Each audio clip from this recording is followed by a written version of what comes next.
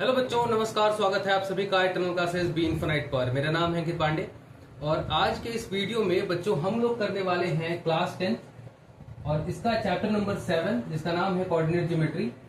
और chapter number 7 का exercise 7.1 और 5 क्वेश्चन नंबर 5 तक हम लोग ऑलरेडी कंप्लीट कर चुके हैं। आज हम लोग करने वाले हैं क्वेश्चन नंबर 6 से। ठीक है, क्वेश्चन नंबर 6 में टोटल 3 क्वेश्चन है और उन तीनों क्वेश्चन को हम बारी बारी से सॉल्व करेंगे। सॉल्व करने का क्वेश्चन तरीका हमारा सेम रहेगा, है ना, जैसे हम पहले सॉल्व करते थे। पहला 3 स्टेप में हम क्वेश्चन सॉल्व करेंगे। पहला स्टेप क्या है? पहला स्टेप है क्वेश्चन को अच्छे से समझना। क्वेश्चन पढ़ेंगे, फिर हम देखेंगे कि इस क्वेश्चन को सॉल्व करने के लिए जरूरी फॉर्मूले कौन कौन से हैं जिनको हमको इस क्वेश्चन पे अप्लाई करना है। और तीसरा और आखिरी स्टेप, उस फॉर्मूले को इस क्वेश्चन पे अप्लाई करना है। ठीक है, तीन काम करने हैं हमको। तो सबसे पहला काम करते हैं, क्वेश्चन को पहले पढ़ते हैं। ठीक है, तो क्वेश्चन नंबर 6 कह रहा है, name the type of quadrilateral formed if any by the following points and give reasons for your answer. Question क्या कह रहा है कि आपको यहाँ पे नीचे 4 पॉइंट दिए गए हैं। ठीक है, अज्यूम कर लेते हैं कि ये पॉइंट ए है, ये पॉइंट बी है, ये पॉइंट सी है, ये पॉइंट डी है। 4 पॉइंट्स के कोऑर्डिनेट आपको दिए गए हैं। क्वेश्चन ये कह रहा है कि इन चारों पॉइंट्स को जोड़ना है आपको और देखना है कि क्वाड्रिलेटरल बन रहा है या नहीं बन रहा है। 4 पॉइंट से जुड़ने पर आपको देखना है कि क्वाड्रिलेटरल बन रहा है या नहीं बन रहा है। अगर क्वाड्रिलेटरल बन रहा है तो वो किस तरह का क्वाड्रिलेटरल बन रहा है ये आपको बताना है। ठीक है, और जो भी आपका क्वाड्रिलेटरल बन रहा है, आपने ऐसा क्यों बोला कि वही क्वाड्रिलेटरल बनेगा, उसके लिए आपको रीजन देने हैं कि आपको ऐसा क्यों लगता है कि वही उसी टाइप का क्वाड्रिलेटरल बनेगा। जैसे सपोज करिए कि आपने ये 4 पॉइंट को आपस में जोड़ा और फिर आपको लगा कि ये भैया ये तो ऐसा लग रहा है कि देखने में कि क्वाड्रिलेटरल ये स्क्वायर बनेगा। आपको रीजन देना है कि आपको ऐसा क्यों लगता है कि ये स्क्वायर बनेगा। ठीक है, अब हमने पढ़ा है कि क्वाड्रिलेटरल जब भी बनता है, 4 पॉइंट्स को आपस में जोड़ते हो, किसी खास तरह का क्वाड्रिलेटरल बनता है। उन क्वाड्रिलेटरल की कुछ प्रॉपर्टीज होती है ना। हम स्क्वायर की प्रॉपर्टी पढ़ते हैं, ट्रेपेजियम की प्रॉपर्टी पढ़ते हैं, पैरेललोग्राम हो, रोम्बस हो, टाइट हो, रेक्टेंगल हो। तो हम हर एक क्वाड्रिलेटरल की कुछ ना कुछ प्रॉपर्टी होती है जिनके हिसाब से हम ये देख के बताते हैं कि ये इसी तरह का क्वाड्रिलेटरल बनेगा। हमको इस क्वेश्चन में यही करना है। हमको ये देखना है कि इन चारों पॉइंट को जोड़ने पर किस तरह का क्वाड्रिलेटरल बनेगा और उसके बाद ये रीजन देना है कि हमको इसी तरह का क्वाड्रिलेटरल क्यों मिला है। ठीक है, हमने कैसे पता किया कि ये इस तरह का क्वाड्रिलेटरल होगा। समझ गए? अच्छा, ये 4 पॉइंट को जोड़ने का क्या मतलब है कि मान लो ये पॉइंट ए है, ये पॉइंट बी है, ये पॉइंट सी है। ऐसे नहीं बनाते हैं, सी है, डी है। आपको ये याद रखना है आपको कि क्लॉकवाइज डायरेक्शन है, एंटी क्लॉकवाइज डायरेक्शन में रोटेशन आपको तोड़नी नहीं है। ए बी सी डी ऐसे चलना है। ठीक है, या ए बी सी डी ऐसे चलना है। तो क्लॉकवाइज या एंटी क्लॉकवाइज ऐसे नहीं चलना है कि ए बी सी डी, इस तरह से नहीं बनता। ठीक है, तो ये आपको सिमेट्री याद रखनी है कि क्लॉकवाइज डायरेक्शन या एंटी क्लॉकवाइज डायरेक्शन में चाहे आप कोई भी तरह का पॉलीगॉन बनाएंगे, आप हमेशा याद रखेंगे कि ऐसे ही बनता है या ऐसे बनता है। ठीक है, चलिए, मैंने कहा एक पॉइंट ये वाला ए वाला पॉइंट है, ये बी है, ये सी है, ये डी है। हमने इन दोनों को आपस में जोड़ा, इन दोनों को आपस में जोड़ा, इन दोनों को आपस में जोड़ा और इन दोनों को आपस में जोड़ा। अभी इमेजिनेशन के लिए मान लो कि ये 4 पॉइंट को हमने जोड़ दिया। तो ये 4 पॉइंट के बीच की जोड़ने पर हमको जो क्वाड्रिलेटरल मिला, हमको यही बताना है कि किस तरह का क्वाड्रिलेटरल बनेगा। अब जरा समझो बच्चों, मैं ये कह रहा हूं कि अगर 2 पॉइंट के बीच की डिस्टेंस निकालनी हो तो क्या हमने कोई इस वाले चैप्टर में कोई फॉर्मूला सीखा है ऐसा जिससे हम 2 पॉइंट की डिस्टेंस निकाल सकते हो? क्योंकि 2 पॉइंट की डिस्टेंस के बीच की ही तो दूरी है, यही तो डिस्टेंस है। अगर हम 2 पॉइंट के बीच की डिस्टेंस निकालें यानी ये लाइन खिंच जाएगी। ऐसे ही इसके बीच की डिस्टेंस निकाल ले तो ये बन जाएगी लाइन, इसके बीच की डिस्टेंस निकाल ले तो ये लाइन, और इसके बीच की डिस्टेंस निकाल ले तो ये लाइन। यानी कि इन चारों के बीच की आपस में डिस्टेंस निकालने तो हम इन चारों पॉइंट को जोड़ सकते हैं आपस में। अच्छा, 2 पॉइंट को बीच में, अगर 2 पॉइंट के बीच में अगर डिस्टेंस निकालनी हो तो उसके लिए क्या हमारे पास कोई फॉर्मूला है? आप बोलेंगे हाँ भैया फॉर्मूला है। कौन सा फॉर्मूला है बच्चों? उस फॉर्मूले का नाम है डिस्टेंस फॉर्मूला, है ना। हमने ये फॉर्मूला पढ़ा है। अब डिस्टेंस फॉर्मूला क्या कहता है एक बार देख लेते हैं। डिस्टेंस फॉर्मूला कहता है कि मान लो अगर तुम्हारे पास ये पॉइंट ए है ना, और इस ए पॉइंट का कोऑर्डिनेट है x1, y1। इससे कुछ दूरी पर एक पॉइंट बी है और इस पॉइंट का कोऑर्डिनेट है x2, y2। ठीक है, जो दोनों पॉइंट है उन दोनों के पॉइंट के कोऑर्डिनेट हैं। कह रहा है अगर इन दोनों के बीच की दूरी निकालनी हो, यानी कि इन दोनों के बीच की दूरी मतलब ये लाइन की, या फिर कह लो, या तो कह लो इन दोनों के बीच की दूरी निकालनी है, या तो कह लो इन दोनों के बीच की लाइन की जो दूरी है, ये जो लाइन जोड़ रही है, इसकी लेंथ पता करनी है। ठीक है, दोनों सेम ही चीज है बच्चों, याद रखना। दो पॉइंट के बीच की दूरी निकालने को बोले या दो पॉइंट को जोड़ने वाली लाइन की लेंथ निकालने को बोले, उसकी लंबाई पूछे, दोनों सेम ही चीज है। कैसे निकलेगा? डिस्टेंस फॉर्मूला से। अच्छा, डिस्टेंस फॉर्मूला है क्या? हमने पढ़ा है A B equals to under root में x2 माइनस x1 का होल स्क्वायर करते हैं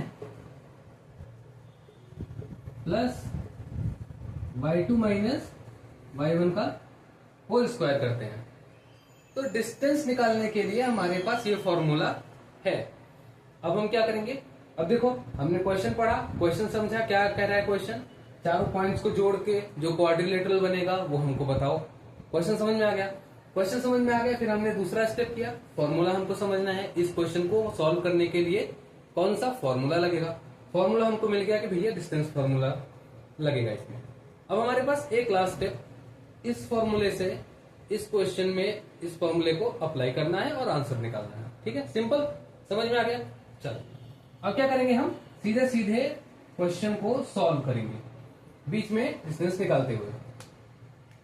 मिटा दो इसको, पॉइंट्स मेरे पास रहेंगे, मैं आपको बताता चलूंगा। ठीक है, चलो क्वेश्चन को एक बार मिटाते हैं पहले और फिर देखते हैं कैसे सॉल्व होगा।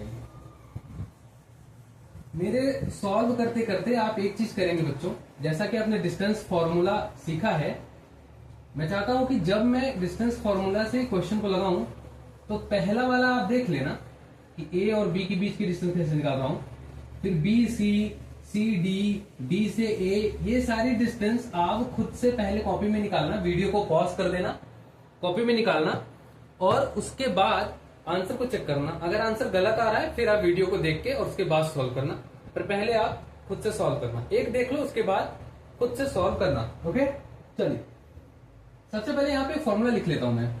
तो अगर मेरे पास दो पॉइंट है पी क्यू और उनके बीच की डिस्टेंस निकालनी हो तो हमारे पास है x2 माइनस x1 का whole square plus y2 minus y1 का होल स्क्वायर, ताकि आपको परेशानी ना हो। अब हमारे पास चार पॉइंट थे, चारों पॉइंट लिख लूं। चलो चारों पॉइंट मैं लिख लेता हूं, एक मिनट जरा टाइम दो, पॉइंट लिख लेता हूं मैं। पहला पॉइंट है -1, -2। ठीक है,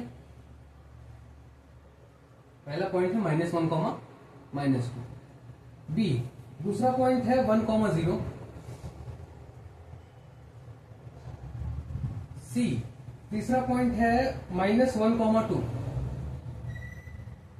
ठीक है, और डी, चौथा पॉइंट लास्ट वाला है वो है -3, 0। तो ये मेरे पास चार पॉइंट हैं। एक मिनट कंफर्म कर लेने दो, -1, -2, 1, 0, -1, 2 और -3, 0। ओके, ये चार पॉइंट की हेल्प से हमको क्वाड्रिलेटरल बनाना है। शुरुआत करेंगे ए से बी, तो ए बी की लेंथ निकालनी है। ठीक है, अब जरा देखो, अगर मैं ए बी की लेंथ निकालूंगा ना तो ये मेरे लिए x1 है, ये y1 है, ये x2 है, ये y2 है। बार बार हम बदलते चलेंगे। ठीक है, समझो, अंडर रूट में x2 माइनस x1 का होल स्क्वायर, यानी x2 की जगह मेरा 1 है ना, माइनस y1 की जगह x1, x2 minus x1, x2 की जगह 1 है, x1 की जगह -1 है, और बोला है इन दोनों का होल स्क्वायर कर दो, प्लस y2 माइनस y1 यानी कि 0 y2 की जगह, और -y1 माइनस -2, इसका होल स्क्वायर कर दो। ठीक है, याद रखना माइनस वाले टर्म को मैंने ब्रैकेट में रखा है, ये आपको याद रखना है। ये माइनस बाहर वाला है वो फॉर्मूले वाला, और एक इसकी वैल्यू वाला -2 है, तो -2 को मैंने ब्रैकेट में रखा है, -1 है तो -1 को ब्रैकेट में रखा है। हमेशा ऐसे ही करना है। यहां से आंसर क्या आएगा जरा देखो, 1 माइनस और ब्रैकेट के बाहर माइनस है तो प्लस हो जाएगा, तो 1 + 1 हो जाएगा। ऐसे ही इसका स्क्वायर प्लस 0, अभी ब्रैकेट के बाहर माइनस है तो अंदर वाला साइन चेंज हो जाएगा, तो ये +2 हो जाएगा होल स्क्वायर इक्वल्स टू आएगा क्या, जरा देखो 1 + 1 यानी कि 2 का स्क्वायर प्लस 0 + 2 यानी 2 का स्क्वायर। इसको सॉल्व करोगे तो ये आ जाएगा 4, 2 का स्क्वायर 4 और +2 का स्क्वायर 4, 2 और 2 4 और 4 कितना हो गया 8। अच्छा 8 को हम क्या लिख सकते हैं, 8 होता है बच्चों 4 × 2, है ना। अब जब ब्रैकेट के अंदर 4 है तो 4 2 बन के बाहर निकल जाएगा और अंदर 2 बचा रहेगा, यानी कि 2√2 हो जाएगा। तो AB की जो लेंथ आई वो हमारे पास आई है 2√2, ठीक है।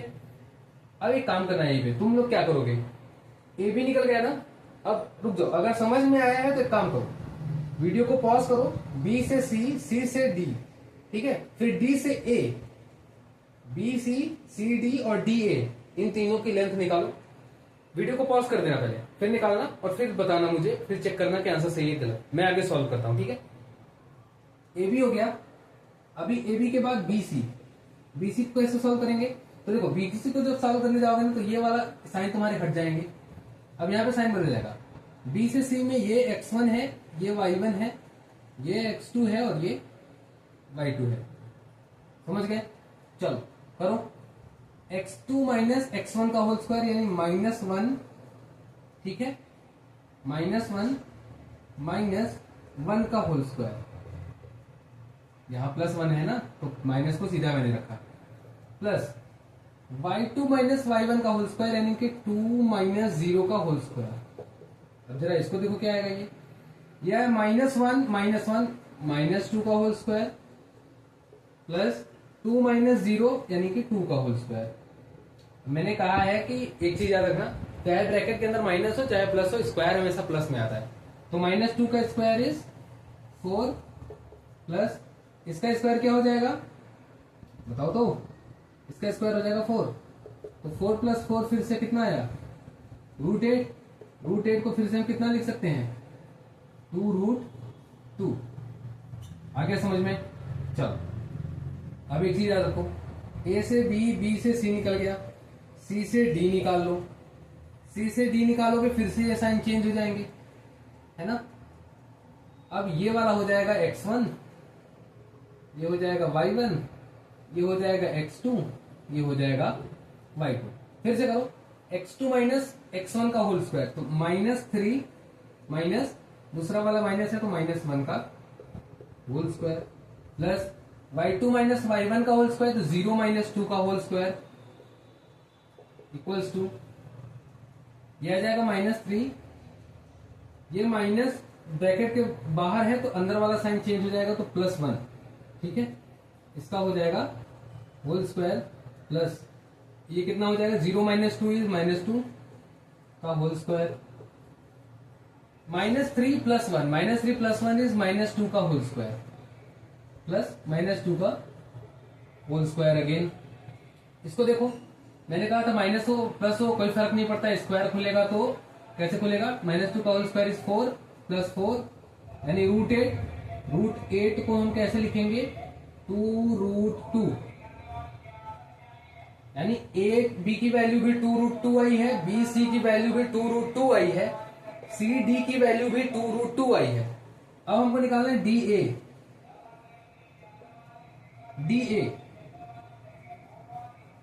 DA निकालो जरा। DA निकालते समय ये फिर से चेंज हो जाएगा, ये x1 हो जाएगा, ये y1 हो जाएगा, ये x2 हो जाएगा, ये y2 हो जाएगा। फिर से निकालो, x2 - x1 का होल स्क्वायर है ना, तो -1 - x1 इज -3, तो -3 का whole square plus y2 is -2 minus y1 is 0। फिर से देखो जरा इसका क्या आएगा, इसका देखो -1, ये माइनस है तो अंदर वाला साइन प्लस हो जाएगा तो +3 का होल स्क्वायर हो जाएगा और प्लस -2 - 0 इज -2 का होल स्क्वायर हो जाएगा।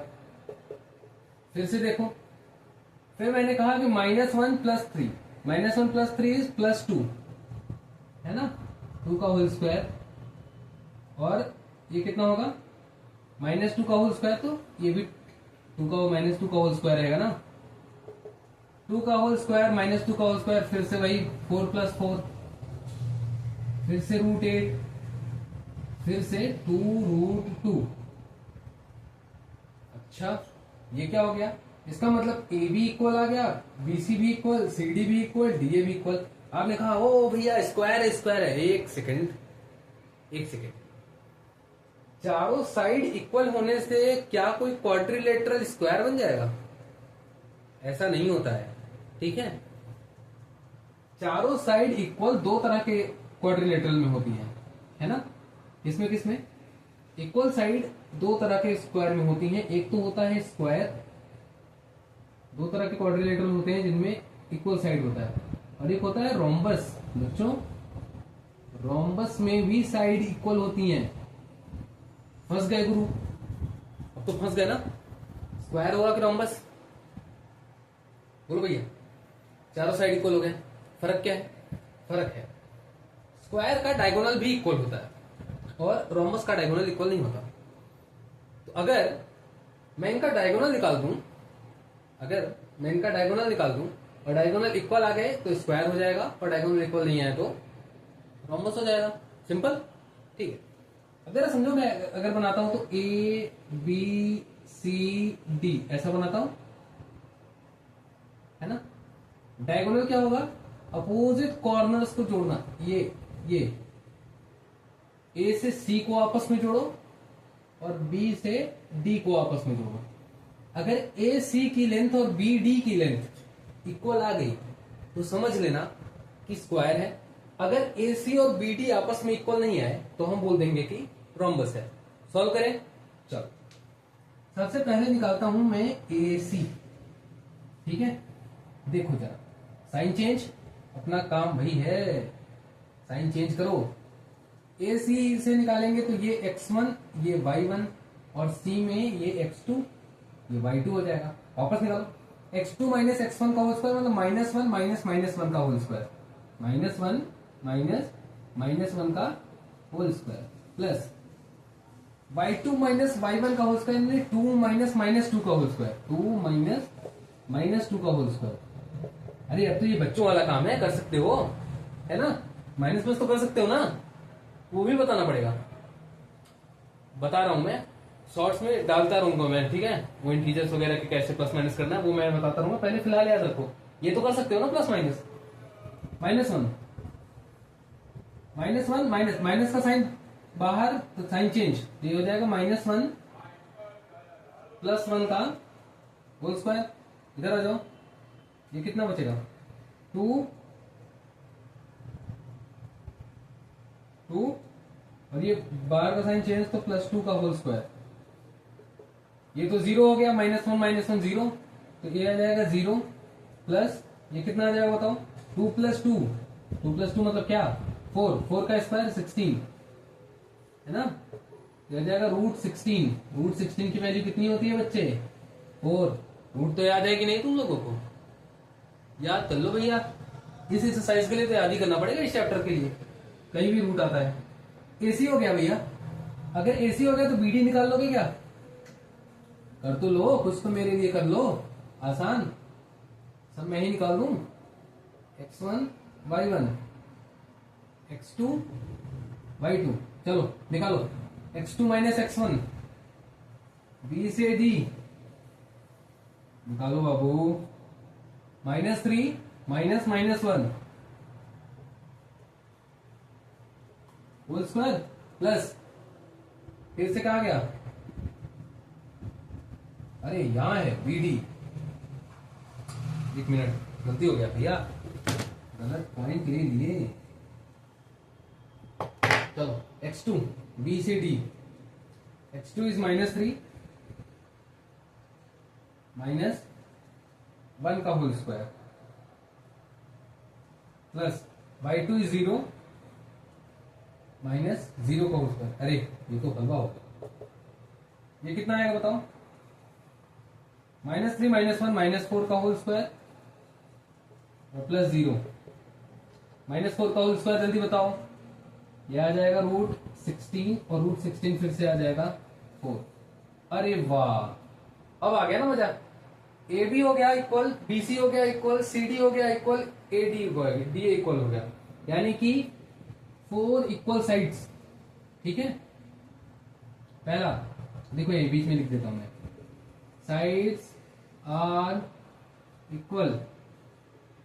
ठीक है, चारों साइड इक्वल हो गई। उसके बाद हमने निकाला डायगोनल, डायगोनल निकाला, डायगोनल भी इक्वल हो गया।